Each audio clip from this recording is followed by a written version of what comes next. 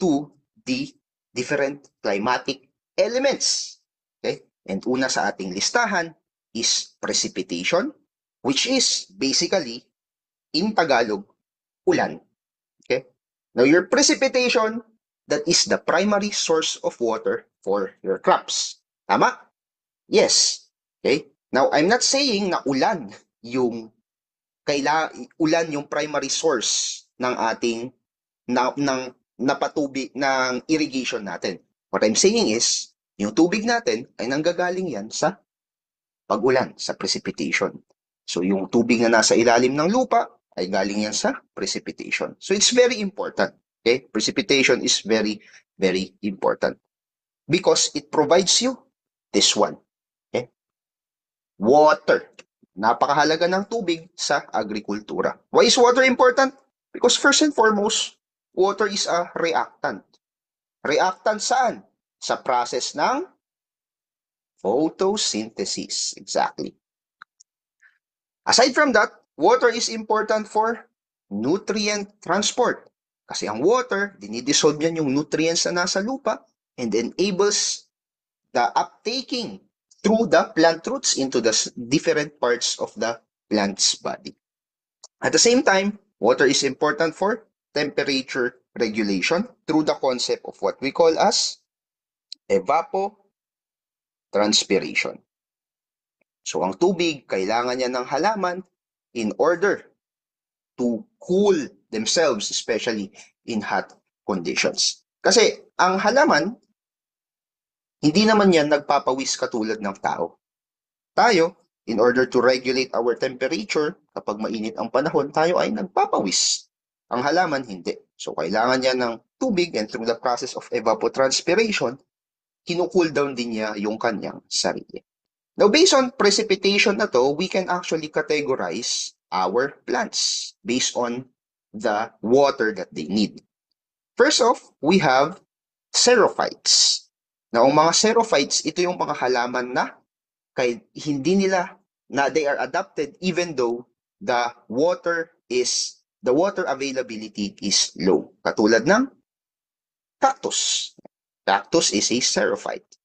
We also have hydrophytes. Ang mga hydrophytes naman, yan yung mga halaman na kailangan waterlogged yung condition. Kailangan sila ay babad sa tubig. So, you might as well say that they are aquatic plants. Examples would be your water hyacinths, your kangkong, okay, your rice, probably. They're example of hydrophytes. And lastly, we have our mesophytes. And mesophytes naman, yan yung kailangan niya ng moderate lang na tubig. For example, corn, mga vegetables natin, these are mesophytes.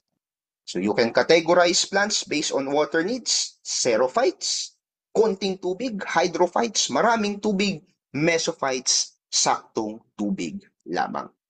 At the same time, precipitation is affected by these two factors. Una, topography, or yung elevation, mountain ranges, and air circulation patterns. This is patterns. So in terms of topography, kung mapapansin natin, here, kapag may mountain ka dito sa area na to, and the wind is blowing in this direction, yung clouds na binublow ng wind na to ay tataas ng tataas kasi may barrier. So it will go up, and up, and up. Now, what happens sa habang tumataas yung altitude? What happens is lumalamig, right?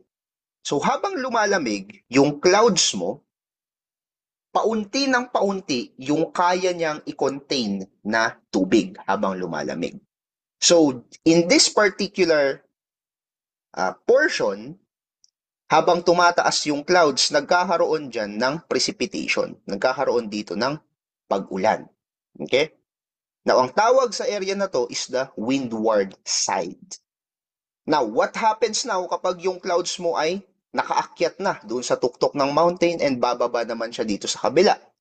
Now, since nakaakyat na yung cloud mo and wala na siya masyadong tubig, pababa naman na siya. And habang bumababa yung clouds mo, the temperature becomes warmer and warmer. And when the cloud is warm, it actually collects more and more water. Kaya mapapansin nyo, dito sa side na to, wala masyadong ulan. Ang tawag mo sa portion naman na to is the leeward side. So yan yung effect ng topography sa ating precipitation. Another one would be yung tinatawag nating monsoons. This is under air circulation patterns. Kaya minsan dito sa Pilipinas, kahit na hindi panahon ng tagbagyo at panahon ng monsoon, medyo delikado pa rin. Specifically sa amin, sa Benguet, wherein people are living in mountainous places, mas delikado pa ang monsoon kaysa sa bagyo. Why? Kasi ang monsoon, tuloy-tuloy yan. It can last up to 2 weeks. And kapag ganun karami yung naiulan for 2 weeks, madalas ang kalaban namin dyan ay landslide. Okay? Now, another element when it comes to climate we need to talk about would be temperature. Temperature is also very important for your crops because it affects all the biochemical, physiological, and even the metabolic processes of your plants. Kasama na dyan yung growth, development, and the productivity of your plants. Okay? Now, with regards to temperature, mahalagang pag-usapan yung tinatawag nating cardinal temperatures. Okay? Now, what are cardinal temperature? Ano ba yung minimum, yung maximum, and optimum temperature para sa ating halaman? No, magkakaiba yan. Magkakaiba yan depende dun sa genes or diba, dun sa genetic makeup ng ating halaman. For example, minimum temperature. Kapag masyadong mababa na yung temperature para dun sa isang halaman, maaaring ang mangyari mag-stop yung enzyme activity. So for example, banana. When the temperature is below 10 degrees Celsius, ang banana mo is sensitive na to frost and it can damage your bananas. Okay? Optimum temperature naman, kapag sinabi nating optimum, yan yung tamang-tama lang. So may mga halaman na iba-iba yung optimum temperature per plant that we have. For example, in tomatoes, they grow best at around 20 to 25 degrees Celsius. And we also have maximum temperature. Yung maximum temperature naman, ito na yung temperature that will damage the plant cells kabaliktaran ng minimum temperature. Now, during this time, it can damage it through heat stress. Katulad na lamang sa corn, kapag above 35 to 40 degrees Celsius na, maaring magkaroon ng poor kernel development yung corn na tanim natin. We can now categorize our crop as well base sa kanilang temperature requirement. And this is self-explanatory. Of course, we have cool season crops. Ito yung mga crops na kailangan nila ng mababang temperature for growth. Isipin nyo na lang yan yung mga taga-Baguio na halaman, katulad ng cabbage, broccoli, cauliflower.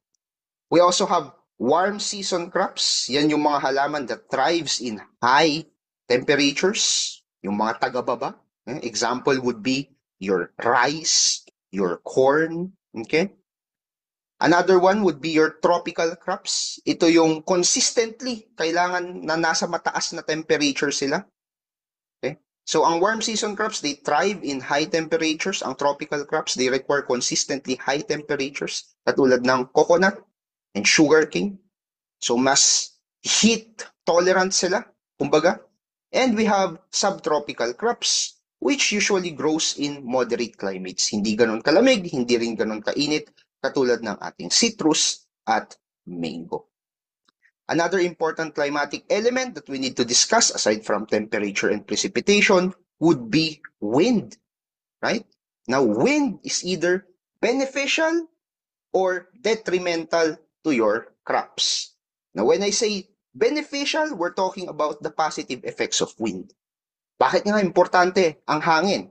First and foremost, yung process that wind facilitates na very important sa halaman? Pollination, right? So for some crops that needs sexual reproduction para magbunga, kailangan na ma-pollinate sila. So, wind is an agent for pollination. So, that's a positive effect of wind to crop growth and development. Aside from that, seed dispersal. Okay? May mga halaman na the seeds are being dispersed through the wind. Isang example dyan would be your dandelion seeds. Okay? So, yun. Yung mga yan, no, yung maliliit na yan, those are seeds. And nadidisperse lang yung mga seeds na yan through the presence of strong or even moderate winds. Now, winds are not all hayahay. Hindi sila positive lang ang binibigay. May negative and detrimental effect din po ang wind. Okay? How? Katulad na lang ng wind na galing sa typhoon and storms. Okay? It can uproot your plants. It can, pwede niyang pahigain yung mga halaman mo, katulad nung nangyari sa photo na ito. Aside from that, when it comes to rice, winds can actually shatter the grains of your rice. Okay, so yan yung effect naman ng wind sa ating halaman. Another climatic element would be solar radiation. And solar radiation, yan yung primary source of energy ng ating halaman. Why? Kasi bukod sa nasabi ko kanina about precipitation, the sun, right? The sun, the solar radiation, yan yung primary source of energy for photosynthesis. Okay? Kailangan yan ng halaman for photosynthesis. And ano yung mga different aspects of solar radiation that affects our plant? First and foremost, light intensity. Light intensity determines yung rate of photosynthesis. Okay, kapag mas mataas ang light intensity, more than likely mas mataas din yung rate of photosynthesis and vice versa. Although, there are plants that are shade tolerant, katulad na lang ng coffee, wherein they require lower light intensities in order to perform yung kanilang normal photosynthetic activity. Whereas may mga halaman naman that are sun-loving, katulad ng banana, which means kailangan nila ng mas mataas na solar radiation para makumpleto or para ma-fulfill yung pangangailangan nila for optimum photosynthetic activity. Another aspect of solar radiation would be your duration. So light intensity is yung magnitude, kumbaga, the intensity of the solar radiation, the light. Duration is also very important. Gaano ba kahaba na na-expose yung ating halaman sa araw? Kaya nga, mapapansin natin, meron tayong concept ng short day crops and long day plant. Okay? Short day flowering plant and long day flowering plant. Kapag short day yung plant mo, ibig sabihin kapag maikli ang araw, doon siya namumulaklak. And vice versa doon sa ating long day plant. So duration is also very important kasi it signals the plant. It signals the plant kung kailan siya magfa-flower and kailan siya magbubunga. And another one would be wavelength. Okay? Yung presence ng red and blue wavelengths, they are critical for photosynthesis. Yung konsepto ng far red and red wavelengths, they also influence flowering and other developmental process. Hindi lang sa halaman mo na nakatanim na sa field, pero pati doon sa buto ng halaman. It is also, red and far red light also affects the growth of your seeds as well. On the topic of solar radiation, ano ba talaga yung effect ng sun sa ating halaman? Meron yan. We can categorize the effect into three. The first one is what we call as photoenergetic effect. Ang purpose ng sun ay para i-drive yung photosynthesis and energy production. Remember, ano yung purpose ng photosynthesis? For the plant to create its own food. Bakit? Para may gamitin siya, para may gamitin siyang energy sa kanyang pagpapalago. Kaya yan yung tinatawag nating photoenergetic effect. The solar radiation is used to produce energy. Another one is what we call as photocybernetic effect naman. Now, photocybernetic, with the word cybernetic, okay, we're now talking about plant morphology. Yung paglaki ng halaman, yung paghaba ng stem ng halaman. So we're talking about morphology. Sun is needed for plant growth morphology. And finally, photoperiodic effect. Yan yung sinasabi ko kanina. Flowering and fruiting is being regulated by the duration of sun exposure. By the duration of gaano ba katagal na expose yung halaman mo sa araw. Photoperiodic effect means kapag short day yung halaman mo, like rice, for example, kapag mahaba kapag maikli ang araw, doon siya namumulaklak, doon siya nagbubunga. Kapag naman long day yung plants mo, katulad ng onion, for example, pag mahaba yung araw, doon siya nagbubunga, doon siya namumulaklak. Okay? Now, aside from solar radiation, another climatic element that is important would be your relative humidity. Now, what is relative humidity? Ito lang naman po yung moisture content na nasa hangin. Okay? This directly affects plant transpiration. And it also affects yung efficiency ng paggamit ng halaman ng tubig. So, what does this mean for us? Kapag mataas ang temperature sa hangin, that means high humidity, madalas nag-i-increase yung incidence ng sakit, katulad ng powdery mildew sa mga cucumbers natin. You have to understand that our pathogen at some point, they do love wet conditions. So, when the air is quite moist, doon nagpo-proliferate yung mga sakit ng ating halaman.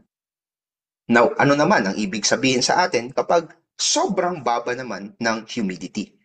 Kapag sobrang baba naman yung humidity, ang tendency ng halaman natin, maglalabas siya ng tubig. So there is water loss naman kapag masyadong mababa ang humidity, nagkakaroon ng wilting. So this also causes stress sa ating crops. Okay? Now, our plant, now humidity is very difficult to control, but in as much as we can, ayaw natin ng masyadong mataas na humidity because it can encourage the growth of pathogens. Ayaw rin naman natin ng masyadong mababang humidity because it accelerates water loss doon sa ating halaman. And finally,